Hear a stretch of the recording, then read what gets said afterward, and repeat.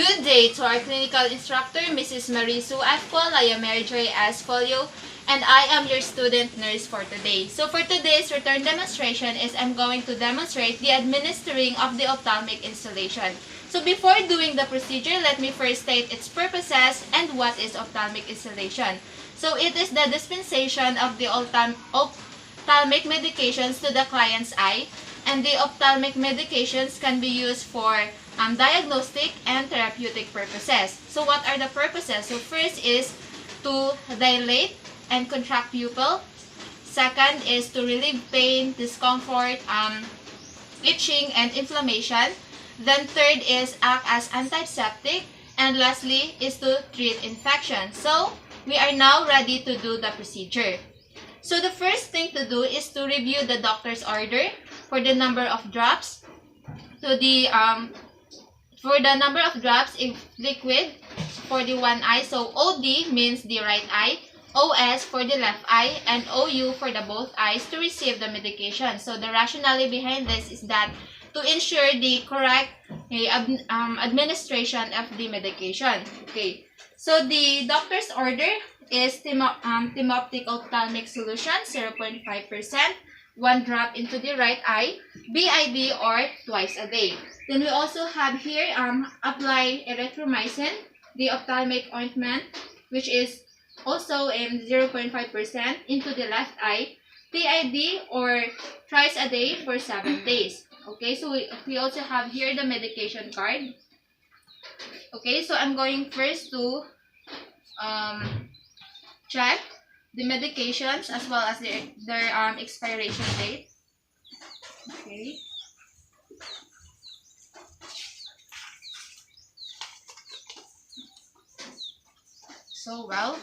So we have the right medication. Then next is we're going to identify the patients, and we're going to check the identification bracelet and ask the client to state his or her name. So this is to ensure that the right patient receives the medication. So maayong buntag, ma'am. So ako imong nurse karon, ma'am. Ako si Mary Joy. So na ako ron diri, ma'am, para ihatag nimo ang tambal para sa imong mga mata. So before nato nabuhaton, ma'am, is alain kong state sa imong name, ma'am. J.N. Camino.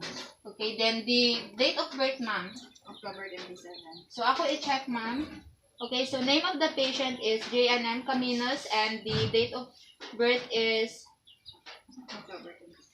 October 27, 2001. Okay. Thank you for that, ma'am. Then next is we're going to assess the condition of the external eye structure. So this is done before administering the drug installation. So the rationale behind this is that this is provides baseline to local response to medication occurs, and this is also indicate to clean the eye before the drug installation. So ako sa tanawon, ma'am, ang imong eye structure if naabay something na pwede maka-contraindicate sa atong procedure karon. Okay, so very well. There is no contraindications to the eye structure of our patient. Okay. So next to it is we're going to determine whether the client has any known allergy, and also we're going to ask the client if she is allergic to latex. So this is to protect the client for any risk of allergic medication. Okay, so ma'am, mangutan ako nimo, ma'am, nakabantay ba ka, ma'am, nga allergic ka sa mga tambal nga para sa mata? Dili. Okay, so how about kuan, ma'am, kanang allergic ka sa latex, ma'am? Dili. Okay, kay unya man gud, ma'am, is magamit ko og gloves, ma'am, nga base niya allergic ka, ma'am, then pwede mabutang ka sa risgo. Okay, so wala ra kay allergy, ma'am, sa na-mention. Okay, thank you for that, ma'am. The next is we're going to determine if the client has any symptoms of the visual alteration. So the rationale behind this is that there are certain medications that are either decrease or increase these symptoms, and as a nurse, I am responsible to recognize the client's changes of condition. Okay, so mangutan ako, ma'am, kaning okay, ma'am, so mangutan ako, ma'am, kaning kamusta ang kuan, ma'am, panang mohong pananaw or anything ma'am na kuan na nimo sa imong mata ma'am? Kuan, mo blur siya dayon pag na maputi na mo babag sa akong pangantaw like wala siya mo hap akong mata. Okay, so uncomfortable ka sa condition sa imong eye ma'am, di medyo blurry. Okay, so later ma'am is mag-administer kog tambal ma'am um and pamaagyan ng mga tambal is mahatagan na to og solusyon ang imong mga condition sa imong mata. So thank you for that ma'am. Okay, then next to it, okay, so I'm going to put here. Okay. So next to it is we're going to assess the client's condition, level of consciousness, and to ability to follow direction. So this is to the purpose of this is that the client's understanding and the level of cooperation. So sorry, I mean the rationale behind this is that if the client is restless, okay, and combative during procedure, so there is a greater risk of the accidental eye injury. Okay, so ma'am, akong i-assess imohong kuan ma'am consciousness if aware ba ka sa may tabo karong adlaw ma'am. Okay ra ba nimo ma'am? Okay, so mangutana ko nimo ma'am unsa tarong adlaw ma'am? Okay, so ang date karon ma'am March 7. Okay. So alain pug lingi sa tuon na side nimo ma'am. Okay, how about sa left ma'am? Okay. So our patient is good. She is able to follow direction and she is aware for the surrounding. Okay, then next to it is we're going to assess the client's knowledge regarding the medication therapy and the desire to self-administer medication. Okay, so okay ma'am, so sa atong medication ma'am naka-mention ako sa mga tambal na i-administer sa doctor. So naka-idea para asa to ma'am? Ano para sa akong mata? Okay, so para sa imong mata ma'am. So willing ra ba ka ma'am na ako i-remember ni mga procedure na atong buhaton karon ma'am? Yes. Para pag-abot sa inyo din, dili na hassle sa imong part ma'am sa pag-administer sa tambal. So okay ra nimo ma'am? Okay. So thank you for that ma'am. Then now is we're going to assess the client's ability to manipulate and hold the dropper. Okay ma'am, so akong try nga ipa-hold ning kuan ma'am, dropper ma'am, para ma-reflect na to nga willing ka for self-administration. Okay, so dili ra kurog. Okay. So thank you for that ma'am. So the client is able to hold the dropper and now is we're going to explain the procedure to our client. So ma'am, so muhatag naman kog tambal nimo ma'am. Pero dili man ina na ang position unya ma'am. Ako mang kag i-position nga slightly hyperextended imong kuan ma'am ulo, like taas-taas na to medyo imong ulo ma'am para dili mausik ng tambal sa while naghatag ko sa tambal nimo ma'am. So okay ra nimo ma'am? Yes. Okay, so alain na po ko remember ma'am sa mga position and giunsa na ko pag-administer para sa imong part kayo na thank you for that ma'am. Okay, so now I'm going to wash my hands, arrange the supplies, and I'm going to don my gloves. So this is to reduce the transmission of microorganisms and also ensure the smooth flow procedure. I'm going to wash my hands. Okay.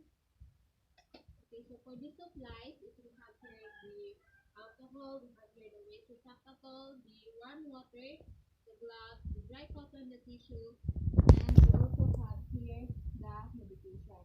So we have the Optimic ophthalmic solution and the erythromycin ophthalmic ointment.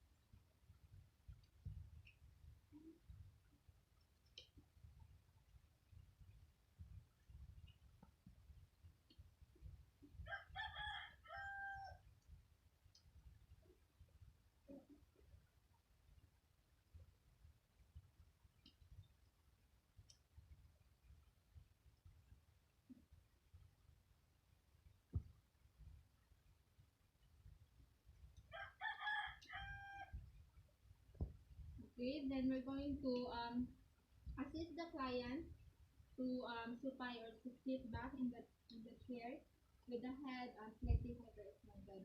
So, isa mo ganahan mag-supine na ka ma'am or sit back ka ma'am gamit ang bangko. Sige. Higa ka ma'am. So, at i-assist ka ma'am ako ibutang head hyperextended. Ito ka na ma'am, comfortable ka ma'am. Okay, so we're back with that.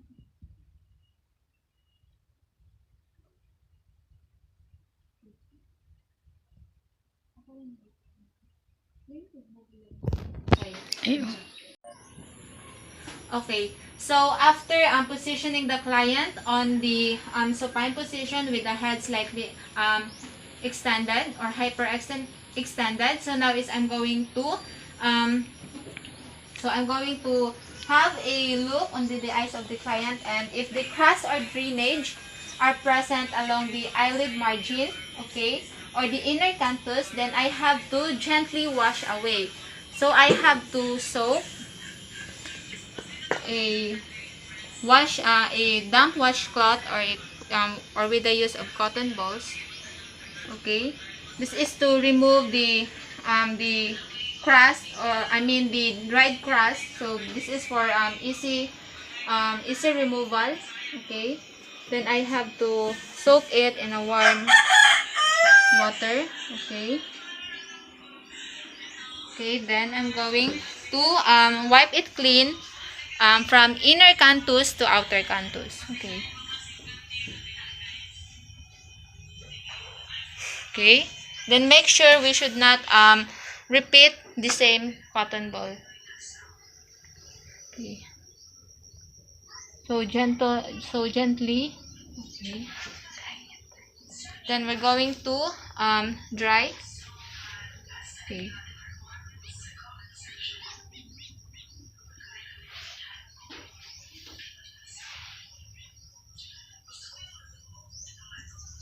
Okay, so we're done. We're going to put it and discard it in the waste receptacle. Okay, then after that is with tissue, or I mean after that is we're going to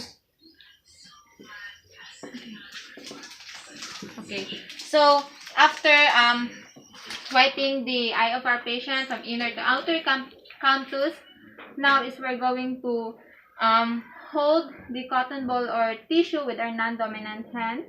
Okay, so we're going to have some cotton.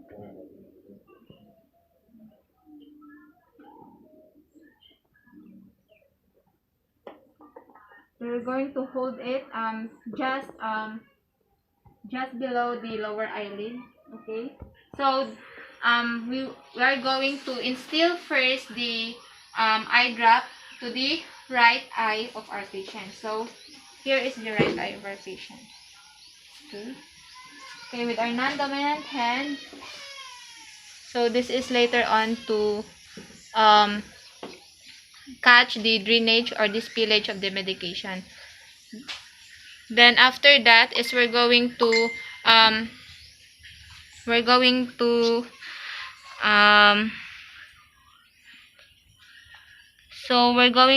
so just on the client's cheek.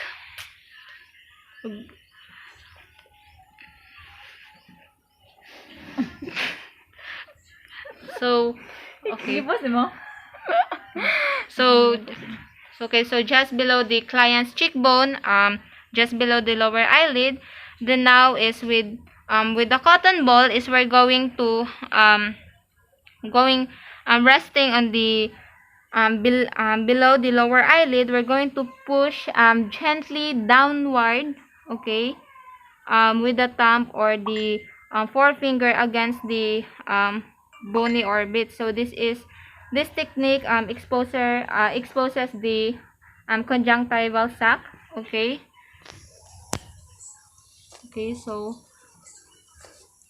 so now our conjunctival sac is exposed, and we're going to ask the client to look at the ceiling, and we're going to explain the procedure. Okay. So, ma'am, kani nga procedure, ma'am, alayin ko remember, ma'am, for para sa imo self, administration of the medication. Okay, so I'll hire up, ma'am, para, okay, so that's it. So, now is we're ready to instill the eye drop. So, we're going to have a closer look. Okay. Ceiling nga. Char. Okay, so now we're going to instill the eye drops. So with the dominant hand resting on the client's forehead, we're going to hold the field medications, the eyedropper of the or the ophthalmic solution, approximately 1 to 2 centimeter or 1/2 to 3/4 inch, so above the conjunctival sac. So this help prevent the accidental contact with the eye or the dropper with the eye structure, and this is also to prevent the contamination of the dropper, because the ophthalmic the ophthalmic medication is sterile. Okay, so dressing, ma'am. Okay, then we're going to administer now the prescribed number of medication or drops into the conjunctival sac. So the conjunctival sac normally holds 1 to 2 drops, and we're going to provide this provides even distribution of the medication. Okay, so mo butang na ko, ma'am. Okay, then the prescribed number of drops is 1. Okay, so 1. Okay, done. So next is if the clients blink or closes the eyes and the drops lands on the outer lid margins, then we're going to proceed the procedure. Then after instilling the drops, I'm going to ask the client to close the eyes gently. So for the distribution of the medication, so align ko kuan, ma'am, close imong eyes. Okay, so the next is when administering the medication that causes systemic effects, and we're going to apply gentle pressure with your finger. Okay, so we're going to with our finger and the clean cotton balls into the client's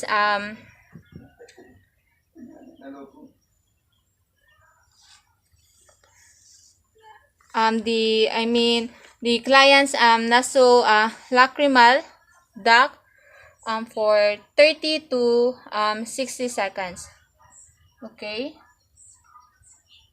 so this is to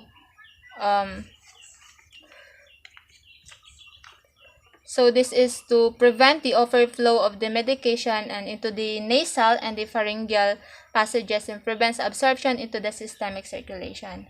Okay, so assuming that the 30 to 60 seconds have passed, so now we're going to instill the eye ointment. So now we're going to instill the eye ointment. So ma'am, manan naman taghatag og instill og drop sa imong right side na mata, ma'am, karon dili na pud ta sa left side, ma'am. Okay, ma'am? So to start, I'm holding the ointment applicator above the lower lid margin, so here. Okay, so apply a thin stream of the ointment evenly along the inner edge of lower eyelid on the conjunctiva from the inner canthus to outer canthus. So this is to the distribution for the medications and for evenly distribution evenly and across the eye and the lid margin. Okay. Okay. So ako na i-administer, ma'am. So we're going to start here. Okay. In the inner canthus. Okay. To the outer canthus. Okay. Then we're going to have the client close the eyes. So layon ko kuan, ma'am, gently close imong eyes and rub the lid, okay, lightly in circular motion with a cotton ball, and if rubbing is not contraindicated. Okay. Okay. So for further distribution of medication without traumatizing the eye. Okay. Then we're going to, after that is we're going to wipe the excess ointment, if ever. So assuming that there is an excessive ointment. Okay. So ma'am, so mananatag instill sa ointment ma'am. Okay. So kamusta ma'am? Ako comfortable pa man ka ma'am as of the moment ma'am, no? Okay. So we have to proceed to the next procedure. Go. Okay. So before doing the recording and the reporting, I'm going first to assist the client to return to the comfortable position. So, ma'am, alamin ko para mas comfortable ka. Okay. Okay. So, comfortable na ka, ma'am. Then, I'm going to do the aftercare of my supplies. So, first, I'm going to remove my gloves, then do the hand washing.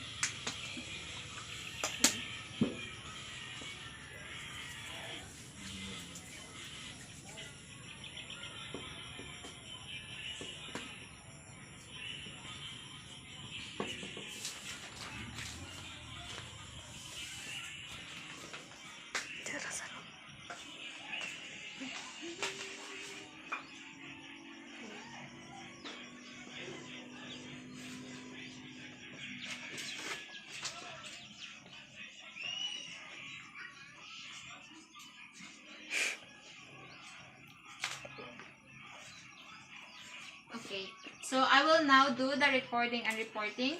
So I'm going now to record the medication.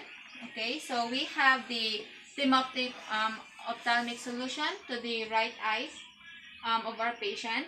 Okay, then we also have here the erythromycin for the left eye of our patient. Then also the concentration and the I mentioned for the what eyes is the for the medications administration. Okay, and the time it was administered. Okay, then we're going to record the appearance of the eye. Okay. Okay. So pangutan-an tikaw ma'am. So katong before the administration and the pagahuman og hatag nako sa tambal. So unsay imong masulti ma'am? Medyo halang siya, pero manageable lang dayon. Feel na ko muna mga pilitin niya ako. Okay, so kuan na comfortable na karon ma'am. Okay. Okay na siya kumate. So wala and I also noticed that there is no redness of the eyes. Okay. Okay. So I guess that is all for the ophthalmic installation. Thank you ma'am and God bless for watching my return demonstrations. See you.